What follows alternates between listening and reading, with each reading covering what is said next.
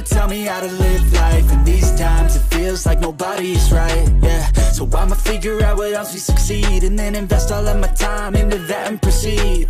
I need whatever the hell could make me happy, and I don't think you have a clue what could that be. They tell me that I'm never gonna make it. They want me to do something that can make sense. They hate when I keep dreaming I'll be famous, but I don't give a fuck, I'ma keep chasing. They tell me that I'm never gonna make it. They want me to do something that can make sense. They hate when I keep dreaming I'll be famous, but I don't give a fuck, I'ma keep chasing. I think this life could be special if I get rid of the devils. They think that I am a rebel, I think they want me to settle. There's nobody on my level. They think that work is too stressful, I think that work is essential. The grind is all in your mental, and I don't think you understand what I'll go through just to be in control of my life soon.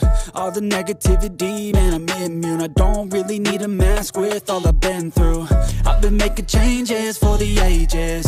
5-10 year plans are contagious. I attack that shit, I'm tenacious. And if you ain't, get the fuck out of my way then.